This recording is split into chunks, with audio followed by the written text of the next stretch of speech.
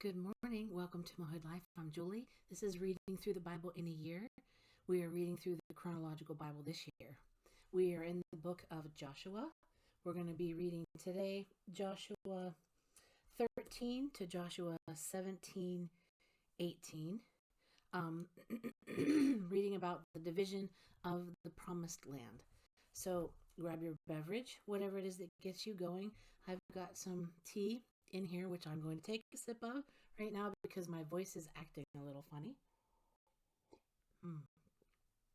This is the mug of the hour. It is one of the set of 4 Tim Hortons mugs that I got quite a while ago. It's got the wolf on it today. Pretty mug. Like I said before, Tim Hortons usually offers, or they have like a new set of mugs like almost every year that you can get there. They're really nice mugs too. So mug of the morning, mug of the hour. Okay, division of the promised land in the book of Joshua. There's a little commentary that it begins with that says, now that the general conquest of Canaan is complete, it's time to partition the promised land among the remaining 9.5 tribes who will be occupying the land west of the Jordan River. For some unknown reason, the tribes of Judah and Ephraim and the remaining half-tribe of Manasseh are given a preferential portion of the land, along with a special grant for Caleb, the former faithful spy. Thereafter, the remaining land will be surveyed and divided by lot among the other tribes. So, Joshua 13. When Joshua was old and well advanced in years, the Lord said to him, you are very old, and there are still very large areas of land to be taken over. This is the land that remains, all the regions of the Philistines and Geshurites, from the Shihor River on the east of Egypt to the territory of the Philistine rulers in Gaza, Ashdod, Ashkelon, Gath, and Ekron, that of the Avites. From the south, all the land of the Canaanites, from Ara of the Sidonians as far as Aphek, the region of the Amorites, the area of the Gebalites, and all Lebanon to the east, from Baal-Gad below Mount Hermon to Lebo Hamath. As for all the inhabitants of the mountain regions from Lebanon to Misrepoth Maim, that is, all the Sidonians, I myself will drive them out before the Israelites. Be sure to allocate this land to Israel for an inheritance, as I have instructed you, and divide it as an inheritance among the 9 tribes and half the tribe of Manasseh. The other half of Manasseh, the Reubenites and the Gadites, had received the inheritance that Moses had given them east of the Jordan, as he, the servant of the Lord, had assigned it to them.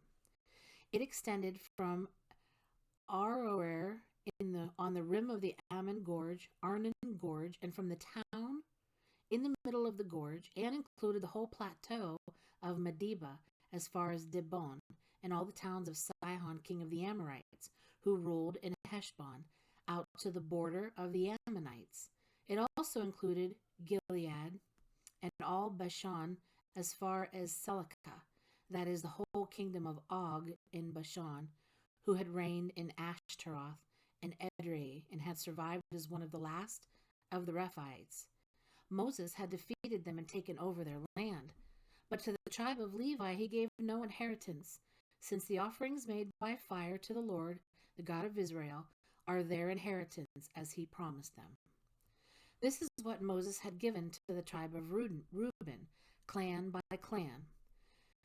The territory from Aroer on the rim of the Arnon Gorge, and from the town in the middle of the gorge, and the whole plateau past Medeba to Heshbon, and all its towns on the plateau, including Dibon, Bamoth Baal, Beth Baal, Meon, Jahaz, Kedemoth, Mephath, Kiriathaim, Sibmah, Zareth, Shahar on the hill in the valley, Beth Peor, the slopes of Pisgah, and Beth Jeshimoth, all the towns on the plateau, and the entire realm of Sihon, king of the Amorites, who ruled in Heshbon, Moses had defeated him and the Midianite chiefs, Evi, Rechem, Zur, Hur, and Reba, princes allied with Sihon, who lived in that country.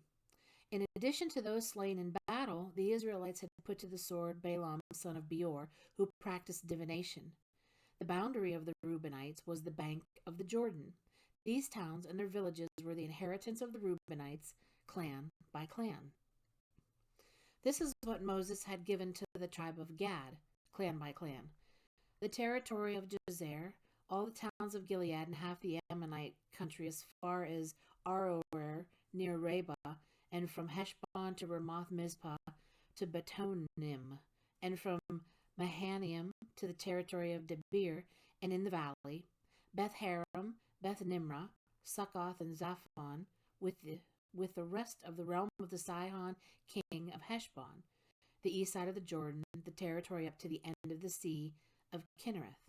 These towns and their villages were the inheritance of the Gadites, clan by clan. This is what Moses had given to the half-tribe of Manasseh, that is, to half the family of the descendants of Manasseh, clan by clan. The territory extending from Mahanaim and including all of Bashan, the entire realm of Og, king of Bashan, all the settlements of Jair in Bashan, 60 towns, half of Gilead, and Ashtaroth and Edrei, the royal cities of Og in Bashan. This was for the descendants of Machir, son of Manasseh, for half of the sons of Machir, clan by clan. This is the inheritance Moses had given when he was in the plains of Moab, across the Jordan, east of Jericho. But to the tribe of Levi, Moses had given no inheritance. The Lord, the God of Israel, is their inheritance, as he promised them. Now these are the areas the Israelites received as an inheritance in the land of Canaan, which Eleazar the priest, Joshua son of Nun, and the heads of the tribal clans of Israel allotted to them. Their inheritances were assigned by lot to the 9.5 tribes, as the Lord had commanded through Moses. Moses had granted the 2.5 tribes their inheritance east of the Jordan, but had not granted the Levites an inheritance among the rest, for the sons of Joseph had become 2 tribes, Manasseh and Ephraim. The Levites received no share of the land, but only towns to live in, with pasture lands for their flocks and herds. So the Israelites divided the land just as the Lord had commanded Moses. Now the men of Judah approached Joshua at Gilgal, and Caleb, son of Jephunneh, the Kenizzite, said to him, "You know what the Lord said to Moses, the man of God, at Kadesh Barnea about you and me. I was 40 years old when Moses, the servant of the Lord, sent me from Kadesh Barnea to explore the land, and I brought him back a report according to my convictions. But my brothers, who went up with me, made the hearts of the people melt with fear. I, however, follow the Lord my God wholeheartedly. So on that day Moses swore to me, the land on which your feet have walked will be your inheritance and that of your children forever, because you have followed the Lord my God wholeheartedly. Now then, just as the Lord promised, he has kept me alive for 45 years since the time he said this to Moses, while Israel moved about in the desert. So here I am today, 85 years old. I am still as strong today as the day Moses sent me out. I am just as vigorous to go out to battle now as I was then. Now give me this hill country that the Lord promised me that day. You yourself heard then that the Anakites were there, and their cities were large and fortified. But the Lord helping me, I will drive them out, just as he said."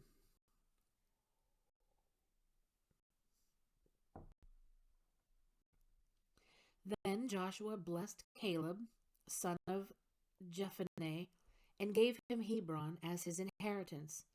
So Hebron has belonged to Caleb, son of Jephunneh, the Kenizzite, ever since, because he followed the Lord, the God of Israel, wholeheartedly. Hebron used to be called Kiriath Arba, after Arba, who was the greatest man among the Anakites. The allotment for the tribe of Judah, clan by clan, extended down to the territory of Edom, to the desert of Zin in the extreme south. Their southern boundary started from the bay at the southern end of the Salt Sea, crossed south of Scorpion Pass, continued on to Zin, and went over to the south of Kadesh Barnea. Then it ran past Hezron up to Adar and curved around to Karka. Then it passed along to Asmon and joined the Wadi of Egypt, ending at the sea. This is their southern boundary. The eastern boundary is the Salt Sea as far as the mouth of the Jordan. The northern boundary started from the bay at the sea at the mouth of the Jordan, went up to Beth Hogla, and continued north of Beth Araba to the stone of Bohan, son of Reuben.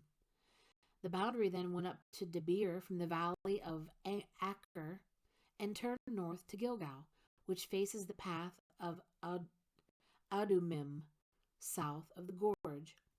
It continued along to the waters of the En Shima and came out at El Rogel. Then it ran up the valley of Ben Hinnom along the southern slope of the Jebusite city, that is Jerusalem. From there, it climbed to the top of the hill west of the Hinnom Valley at the northern end of the valley of Rephaim.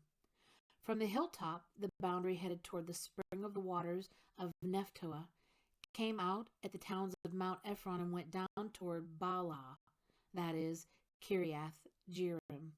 Then it curved westward from Baalah to Mount Seir, ran along the northern slope of Mount Jearim, that is Kesalon, continued down to Beth Shemeth, and crossed to Timnah. It went to the northern slope of Ekron, turned toward Siccaron, passed along to Mount Baalah, and reached Jebneel. The boundary ended at the sea. The western boundary is the coastline of the Great Sea. These are the boundaries around the people of Judah by their clans. This is the inheritance of the tribe of Judah, clan by clan. The southernmost towns of the tribe of Judah in the Negev toward the boundary of Edom were Kabzeel, Eder, Jagur, Kinnah, Dimnah, Adadah, Kadesh, Hazor, Ithnan, Ziph, Talem, Bealoth, Hazor Hadattah, Kerioth Hezron, that is Hazor, Amam, Shema, Moladah, Hazar Gaddah, Heshman, Beth Pelet, Hazar Shual, Beersheba, Biziothia, Bala, Ayim, Azim, Etolad, Kesil, Hormah, Ziklag, Madmannah, Sansana, Lebaoth, Shillim, Ain, and Rimmon, a total of 29 towns and their villages. In the western foothills, Eshtaol, Zorah, Ashna, Zanoah, En-Ganim, Taphuah, Enam, Jarmuth, Adullam, Succo, Azekah, Sharam, Adithaim, and Gederah, or the Gederothium, 14 towns and their villages. Zaanan, Hadassah, Migdal-Gad, Dilian, Mizpah, Joktheel, Lachish, Bozkath, Eglon, Kaban, Lamas, Kitlish, Gederoth, Beth Dagon, Naamah, and Makkedah, 16 towns and their villages. Libnah, Ether, Ashan, Iftah, Ashna, Nezib, Kiliah, Asib, and Mareshah, 9 towns and their villages. Ekron with its surrounding settlements and villages, west of Ekron, all that were in the vicinity of Ashdod, together with their villages, Ashdod, its surrounding settlements and villages, and Gaza, its settlements and villages, as far as the Wadi of Egypt and the coastline of the Great Sea. In the hill country, Shamir, Jatir, Succo, Dana, Kiriathsana, that is Debir, Anab, Eshtemoh, Anim, Goshen, Holon, and Gilo, 11 towns and their villages. Arab, Duma, Eshen, Janim, Beth Tapua, Aphekah, Humta, Kiriath Arab, that is Hebron, and Zior, 9 towns and their villages.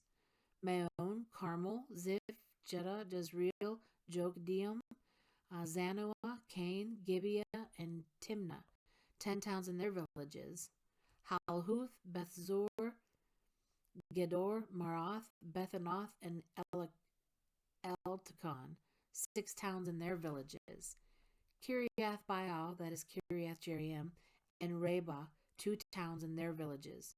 And in the desert, Beth Araba, Midian, Sekakah, Nibshan, the city of Salt, and En Gedi, 6 towns and their villages.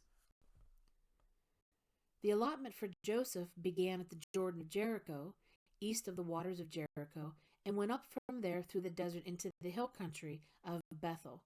It went on from Bethel, that is Luz, crossed over to the territory of the Arkites in Ataroth, descended westward to the territory of the Japhletites, as far as the region of lower Beth Horon, and on to Gezer, ending at the sea. So Manasseh and Ephraim, the descendants of Joseph, received their inheritance. This was the territory of Ephraim, clan by clan. The boundary of their inheritance went from Adaroth Adar in the east to upper Beth Horon and to continue to the sea. From Mikmethath on the north, it curved eastward to Tanath Shiloh, passing by it to Genoa on the east.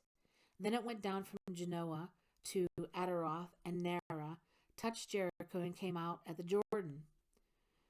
From Tapua, the border went west to the Kenah ravine and ended at the sea. This was the inheritance of the tribe of the Ephraimites, clan by clan. It also included all the towns and their villages that were set aside for the Ephraimites within the inheritance of the Manassites. This was the allotment for the tribe of Manasseh as Joseph's firstborn, that is, for Machir, Manasseh's firstborn. Machir was the ancestor of the Gileadites, who had received Gilead and Bashan because of the Machirites were great soldiers. So this allotment was for the rest of the people of Manasseh, the clans of Abiezer, Helek, Asriel, Shechem, Hefner, and Shemitah.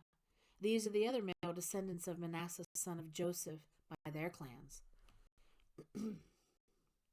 Now Zelophehad, son of Hefner, the son of Gilead, the son of Machir, the son of Manasseh, had no sons but only daughters, whose names were Mahlah, Noah, Hoglah, Milcah, and Tirzah.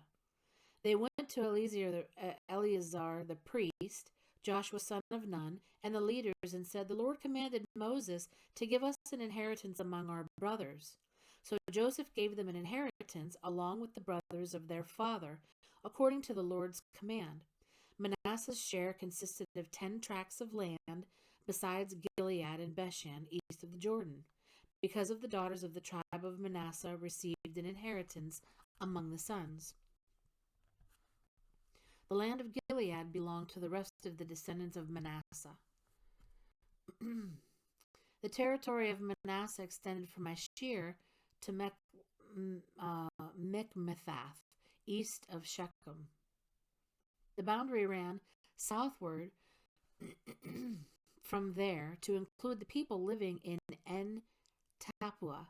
Manasseh had the land of Tapua, but Tapua itself, on the boundary of Manasseh, belonged to the Ephraimites. Then the boundary continued south to the Kenah ravine.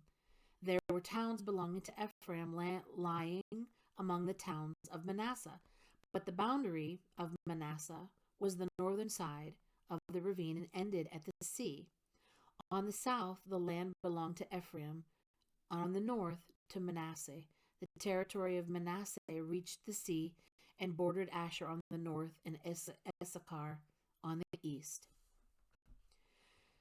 The people of Joseph said to Joshua, "Why have you given us only one allotment and one portion as an inheritance? We are a numerous people, and the Lord has blessed us abundantly. If you are so numerous, Joshua answered, and if the hill country of Ephraim is too small for you, go up into the forest and clear land for yourselves there in the land of the Perizzites and the Raphaites. The people of Joshua replied, the hill country is not enough for us, and all the Canaanites who live in the plain have iron chariots, both those in Beth-shan and its settlements, and those in the valley of Jezreel. But Joshua said to the house of Joseph, to Ephraim and Manasseh, you are numerous and very powerful. You will have not only one allotment, but the forested hill country as well. Clear it, and its farthest limits will be yours. Though the Canaanites have iron chariots, and though they are strong, you can drive them out. Okay, that ends the reading for today.